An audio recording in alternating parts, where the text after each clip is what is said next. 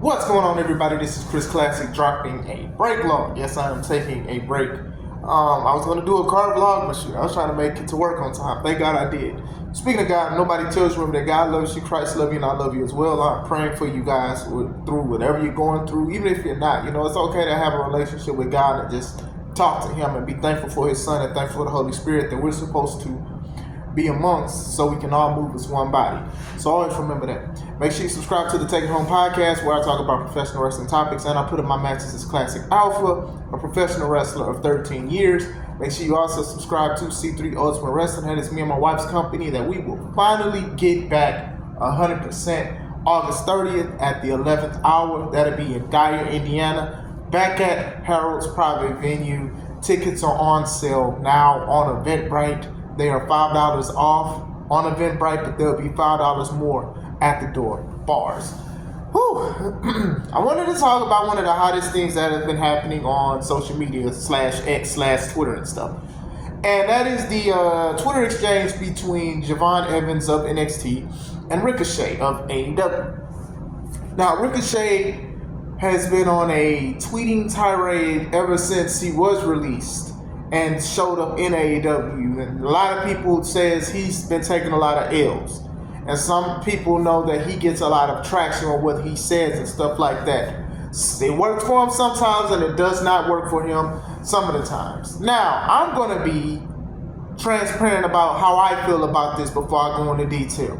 Javon Evans air fried him. So with an air fry, you have to do it after a certain amount of time, then you have to flip it over. So that means he fried this man twice. So, yes, Javon had fried Ricochet. Now, let's talk about what happened. So, basically, there was somebody that tweeted that said that Javon is like a great wrestler and stuff like that, has potential, paraphrasing, of course.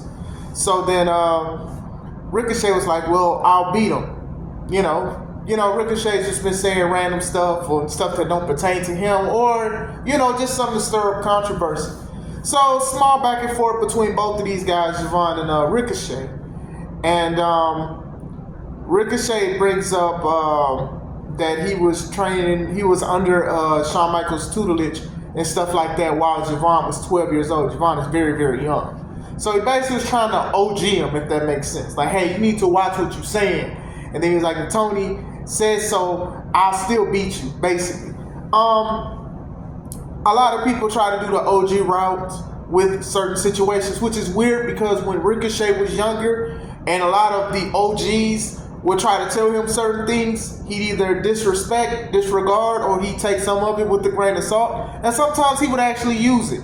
So it's funny that now, years later, he's kind of in that same position in a way.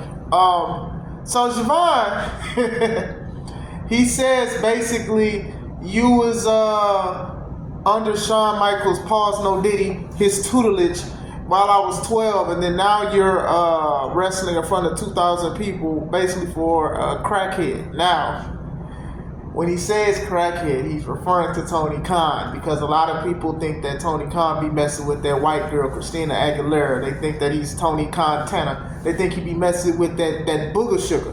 Now, I make jokes about it, but I don't have any evidence that he's going to do it. But still, that is a big thing to say on X. So a lot of people have been saying, man, Ricochet got cooked, man. He got dissed and stuff like that. And like I said, they've been going back and forth and stuff like that. And then even Javon said that Tony, your boss, may not have nothing for you to do, for you to like come over here and try to like talk mess and stuff like that. So yeah, between the two exchange, Javon cooked Ricochet. Now, let's talk about why that was a bad thing. Listen, you are a representation of your job. Even if you are off work, you are still a representation of your job. Especially if you are at a job that people know where you work at, and it's very public, and it is the #1 wrestling company out right now. You are a representation. This is why I tell people who are on social media, please be careful about where you say you work at with your uniform on. You're doing TikTok, you're doing tweets, you're going dancing, you're doing a whole bunch of stuff with the company logo. You know, companies have fired people for that because they did not give an approval for their company to be represented in anything. You get what I'm saying? You have to be careful with these kind of things. Now, with that being said, this isn't.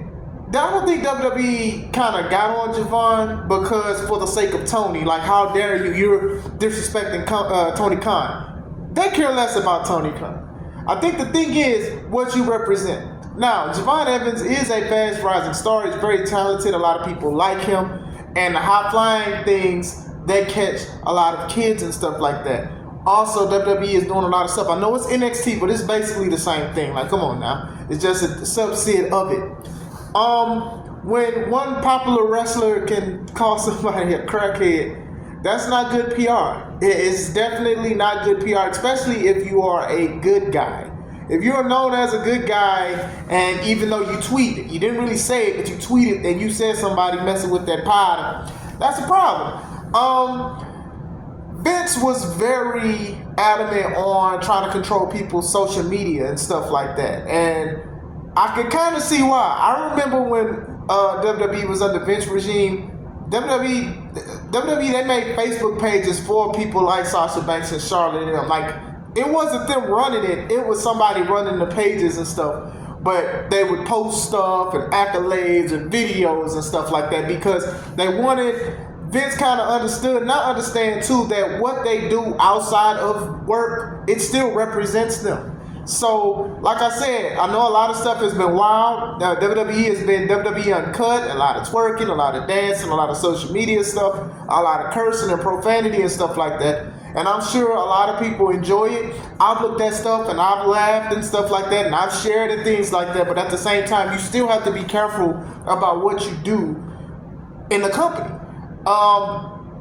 Saying somebody's a crackhead is not it's not technically a great thing to say in a record-breaking company that you're in, and like I said, being a good guy and stuff. Now, I do know a lot of people are going to be like, oh, well, The Rock can say it because, you know, he would like talk to his towns and be like, go and smoke some more crack or go smoke crack. But The Rock is way different from Javon Evans. There's nothing against Javon Evans, but The Rock can say what he wants. It's a seat on the board, and it's going to sell tickets. Now, I don't think Javon calling Tony Khan that stuff bars would help, but maybe it will. I don't know. But still, you have to understand that it's levels to this. Just because one person can say one thing, it doesn't mean that they can say the other. So WWE obviously is under a tight knit with certain things and certain situations. I remember years ago, I don't know if you guys remember Abraham Washington, but he was the guy that he used to manage the primetime players, Darren Young and Titus O'Neil. He used to have like a headset, like he was doing a play-by-play while he was the manager. And what he said one time when Titus was wrestling, he said Titus O'Neil is like Kobe Bryant in the Colorado Hotel. He's unstoppable. And I'm like, wow, you really said this on TV? And then commercial break happened, and then King and whoever else was out there with King, they apologized for it, and Abraham got up out of there. And Abraham Washington, he was like, oh, y'all want attitude era so much, so when somebody has something like The Rock or Stone Cold, now you have it, and now you get fired, you get disrespected. It's different. It's way different. It is way different. You know what I'm saying? And with Javon, I just think this is a tap on the chin for him. I'm hearing allegedly that NXT is doing like speech classes and stuff, like trying to tell people how to carry themselves on social media. I don't want to say like that's too much, but at the same time, you do have to realize, you have to understand what you put out is very important, because when you put it out there, you can't really take it back. Screenshots, tweets, receipts, printouts, all this kind of stuff happens. And I don't think that Javon should have even engaged in it. You know, Ricochet knows the system for WWE for the most part, even though he hasn't been there for about a year or so or whatever like that. He knows the system. He knows certain things he can say and he couldn't say in WWE. Now he's in AEW and he can say anything almost that he wants and stuff like that. And I was talking to one of my homies and he was like, you know, he's been waiting for years because people have been tweeting. They've been saying a whole bunch of stuff to him since he was in WWE. They talked about him and they talked about his wife. And now he has a free range to say it in AEW. And that's what it was. Dude got gouged into basically getting in trouble possibly with this company. And I don't think he's going to be fined or whatever like that. But what you say is very, very important. And I will give credit to Vince because Vince used to crack down on those kind of things. And as far as like AEW is concerned, AEW only does a few things when it comes to people saying certain things, right? They obviously cater to the Attitude Era people who want the Attitude Era back, and they also cater to people who wants like the more edgier thing. Tony calls AEW fans sickos. I would never call them that, but he calls them the sickos and stuff like that. And like I've said, they like got on like Sammy Guevara when he said those remarks about Sasha, Mercedes Moné, and they gave him therapy. I don't know what wrestling therapy, speech therapy class is. I know Michael Cole had it one time because he tweeted somebody and called them the F word one time. I don't know exactly what it is, but still, I've said many a times where there's a lot of wrestlers who were beefing with each other amongst AEW, and then somebody was like, "Oh, you're Tony's friend, so of course this happened." I've also talked about Eddie Kingston and Sammy Guevara when they admitted that they was gonna run the fade when they seen each other Wednesday, and nobody deleted tweets or nothing, and apparently something happened. So I'm just saying. So that's what I feel about like the situation. AEW, they can afford to say things. They've acted like they've had attempted murder on their platform like a million times and stuff like that. They are the smaller platform and they are catered to a certain audience. WWE obviously is more worldwide with certain things, and a good guy can't really just call somebody a crackhead, even if it is a tweet. I heard he deleted it and stuff like that, and I'm sure, like I said, if anything, I don't think he's going to be in trouble, but they definitely gave him like some warnings. Like, you have to be careful about what you post because you still represent the company. You still represent the company even though you're not on property, you're not on the campus, you're not doing nothing. You still represent them because you are still employed by them. That's a life lesson with anything.